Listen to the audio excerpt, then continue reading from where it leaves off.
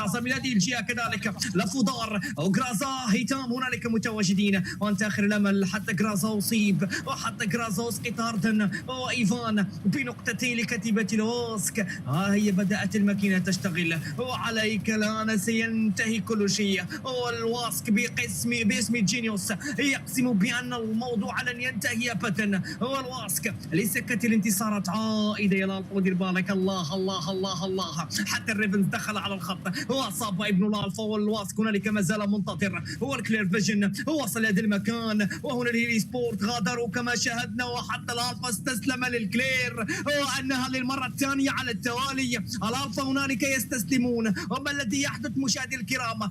الكلير فيجن يقسو، ولكن الواسك يدخل على الخط، وصراع ملحمي ما بين هذا وذاك، واشتد الصراع مره اخرى. وكالهاري لهكذا شيء نحبك يا كالهاري، لهذه المتعه نعشقك. والواسك يبدا في هذه اللحظات، لحظات اخيره. نعم ظهر في الواسك، لكن الظهور في اللحظات الاخيره شيء جميل. العبره بالخواتيم. والجوكو فورس في افضل اللحظات وافضل الاماكن يا زيزوكس، ما تضيعهاش هذه يا زيزوكس، هكذا تحكي لك الجماهير. لان الواسك هنالك سيعاني امام الكلير، هو سيعاني امام الفريق النية، والريدز ينتظر كبرج مراقبه يموتي لختاميتك كالهاري.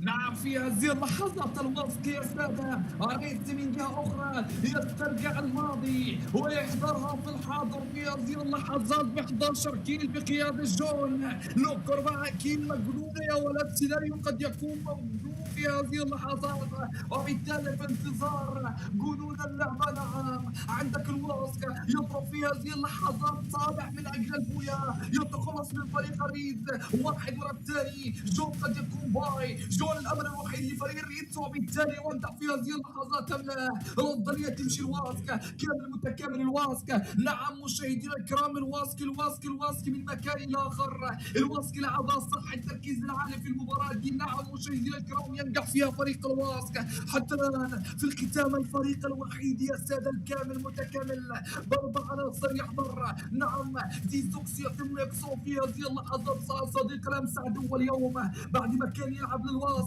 دلوقتي في ميريكاتو مع فريق الجوكو فورس يحضر. والريدز بالعناصر الاخيره خلاص رباعي ناري، خلاص اللحظات الاخيره. الريدز باخر عنصر يضرب وهطر في هذه اللحظات ب 2 كيل، ينتقل من مكان الى اخر، ينتقل الى الهاي جراوند مشاهدينا الكرام، يضرب في هذه اللحظات ولكن لم يتكفى على فريق الجوكو فورس.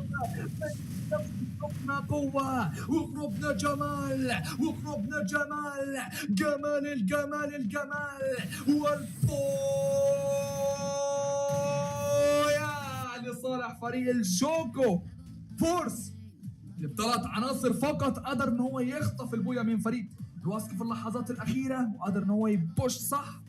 كانت ليه الافضليه والسرعه في الاشتباك الاخير اداله التفوق طبعا لاقصاء فريق الواسك كامل متكامل في اللحظات الاخيره، وقدر ان هو يقصى